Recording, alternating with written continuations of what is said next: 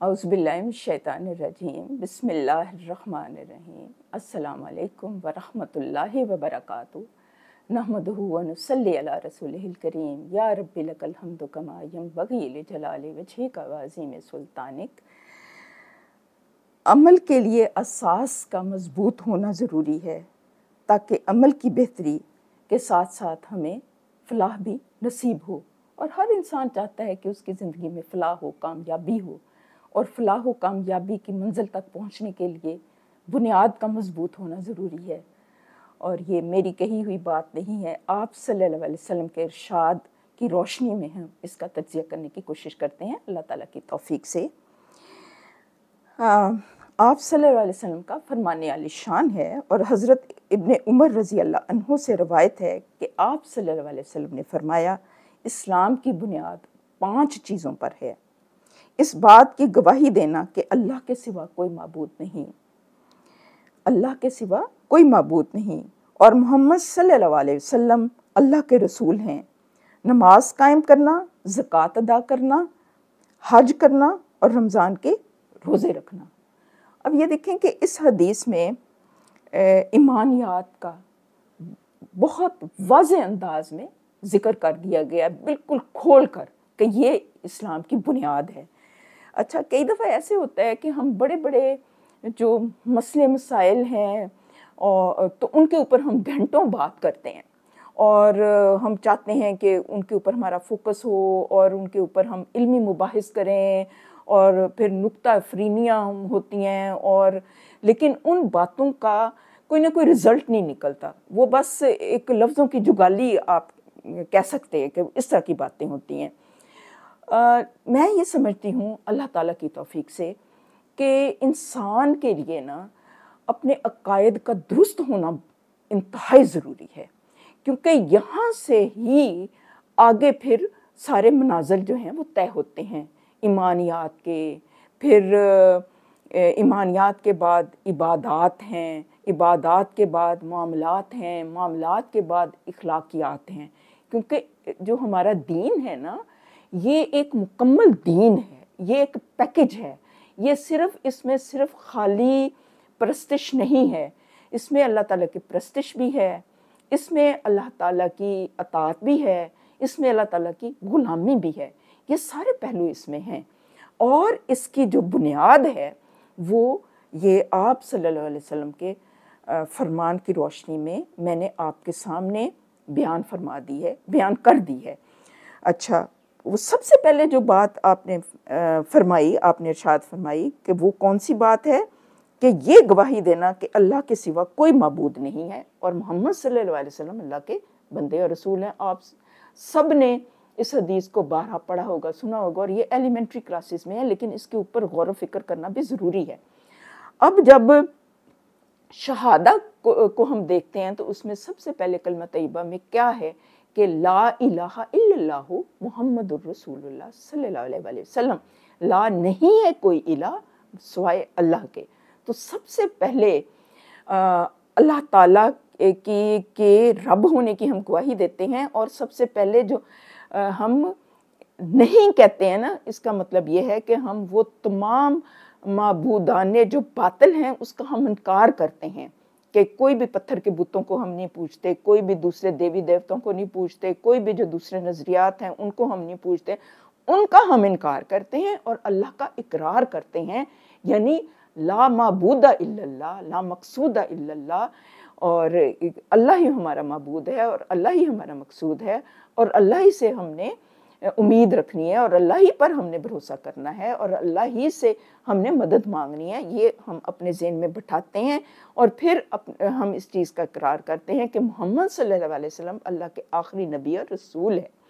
तो ये इस चीज़ को हम अपने ज़हन में दोबारा से ताज़ा करना और रासख करना इंतहाई ज़रूरी है, क्योंकि कलमा तैयबा की बुनियाद पर ही सारे आगे फिर बरगोबार और फूल फल बूटे पैदा होते हैं। और वो आप याद करें सूरह इब्राहीम की वो बड़ी खूबसूरत तरीन आयत है कि जो होता है ना, एक खूबसूरत दरख्त है, उससे तमसील दी गई है एक मोमिन सादिक के मतलब ना ईमान को, कि उसकी दरख्त है तो उसकी जड़ें जो है ज़मीन में गहरी हैं और उसकी शाखें आसमान तक जा रही हैं, और वो फल फूल और बरगो बार लाता है। जितना ईमान गहरा होता है उतना ही उसके समरात जो हैं इर्द गिर्द फैलते हैं। तो ये इसी तरह से है कि ईमान की जड़ें इंसान के दिल के अंदर गहरी हों। अच्छा, पहले ये है, फिर ये है कि इकरार के साथ साथ तागूत का इनकार भी है। तागूत आप सब जानते हैं कि ऐसा फ़र्द, ऐसा नज़रिया, ऐसा कोई कंपनी, ऐसी कोई भी निज़ाम, ऐसा कोई भी कानून जो कि अल्लाह ताला का इनकार करे तो वो सब तागूत हैं, तो उनका इनकार करना ज़रूरी है। फिर इकरार है। फिर उसके बाद क्या है कि फ़ौरन ही क्या है कि नमाज कायम करना, यानी सिर्फ इकरार के ऊपर आके रुक नहीं जाना, फिर उसके अमली तकाज़े भी निभाने हैं, यानी अल्लाह ताला की परस्तिश करनी है। नमाज की सूरत में अल्लाह ताला के आगे झुक जाना है, अपनी पेशानी को उसके आगे टका देना है, क्योंकि ये आप सल्लल्लाहु अलैहि वसल्लम को अल्लाह ताला ने तोहफ़े के तौर पर नमाज़ें अता की थी मिराज के मौके पर, आप सब जानते हैं। फिर इसके असरात, ये पूरा एक टॉपिक है, पूरा एक मौजू है, आपने इसको भी स्टडी करनी है। इसके फ़िक़ही अहकामात क्या हैं, खूबसूरत नमाज कैसे होती है, खुशू व खुजू क्या है, नमाज किस तरह से हम पढ़ें कि अल्लाह ताला के पसंदीदा बंदे बन जाएं, ये आप सब ने खुद से ज़रूर स्टडी करने हैं। फिर है ज़कात, ये भी एक पूरा एक टॉपिक है, इसको भी आपने स्टडी करना है कि कब ये फ़र्ज़ होती है, कि क्या क्या इसका निसाब है, किस तरह से अदा करनी है, यानी हुकूकुल्लाह भी अदा करने हैं और हुकूकुल इबाद भी अदा करने हैं, और अपने माल का तज़किया करना है ज़कात अदा करते हुए। फिर आगे है हज करना। हज में वो सारे ही मरासम आ जाते हैं, यानी जहाद का भी आ जाता है, अपने घर बार छोड़ के आप जा रहे हो, बदनी इबादत भी आ जाती है वहाँ जाके जब आप इबादत करते हो। फिर वहाँ पे तलबिया पढ़ते हैं तो इसमें ज़िक्र की इबादत भी आ जाती है। तो ये जो है, ये इसमें सारी इबादत यकजा हो जाती हैं। तो कितनी खूबसूरत हमारा दीन है कि इसमें इनफरादी इबादत भी है, इसमें इज्तमाई इबादत भी है, इसमें एक जामियत भी है, इसमें शिको भी है मुसलमानों का। और रमज़ान के रोज़े रखना, रोज़ों का क्या मकसद है, ताकि तुम्हारे अंदर तकवा की सिफ़त पैदा हो जाए। अल्लाह ताला इंसान की ट्रेनिंग करना चाहता है रोज़ों के ज़रिए से। तो ये बड़ी खूबसूरत बातें हैं। अल्लाह ताला हमें इसकी तौफ़ीक़ अता फ़रमाए कि हम इसके ऊपर अमल कर सकें। फिर ये देखें कि इसमें अगर पॉइंट्स निकालें ना, तो इसमें कौन सी चीज़ हमें उभर के सामने आती है कि अकीदा भी हमारा दुरुस्त हो, फिर है हमारा तरीका भी आप सल्लल्लाहु अलैहि वसल्लम के तरीके के मुताबिक हो, और हमारी नीयत भी खालिस हो, ताकि हमारा अमल जो है वो कबूल हो सके। हज़रत अली मुर्तज़ा करमल्लाहु वजहू का कौल है, फरमाते हैं कि जिस दिन हम अल्लाह की नाफरमानी ना करें तो वो दिन हमारे लिए ईद है। यानी हमारी ये कोशिश होनी चाहिए कि हम इन सारी बातों के साथ साथ अल्लाह ताला की नाफरमानी से भी बच कर रहें। तो वो ईद, एक ईद तो आती है रोज़ों के बाद, फिर दूसरी ईद उल अज़हा आती है, ये रमज़ान जो हज के दिनों में। तो हमारा हर दिन ईद का हो सकता है अगर हम अल्लाह ताला की नाफरमानी से बच कर ज़िंदगी गुजारें और अल्लाह ताला की अताअत में ज़िंदगी गुजारें। कितनी खूबसूरत बात है, कितनी प्यारी बात है कि हमारा हर दिन ईद है। फिर है कि हम जो है सिर्फ खाली ज़ुबान से बात ना करें, बल्कि इस्लाम को अपने दिल के अंदर डाल के, अपने दिल के अंदर समा के, इसके मुताबिक जितना हमसे हो सके हम इसके मुताबिक अमल करते रहें। और ज़ुबान से इकरार भी हो, दिल से यकीन भी हो, और अमल से इजहार भी हो कि अमल से ज़िंदगी बनती है, जन्नत भी जहन्नम भी। ये खाकी अपनी फितरत में ना नूरी है ना नारी है। और इसके अलावा आप हज़रत इब्राहीम अलैहिस्सलाम की दुआ याद आती है कि उन्होंने अपने लिए जब दुआ की तो साथ ही उन्होंने ये भी दुआ की थी कि रब्बि जअलनी मुक़ीमुस्सलात व मिन ज़ुर्रिय्यती रब्बना तक़ब्बल दुआ रब्बना इग़फ़िर ली व लिवालिदैया व लिलमुमिनीना यौम यक़ूमुल हिसाब।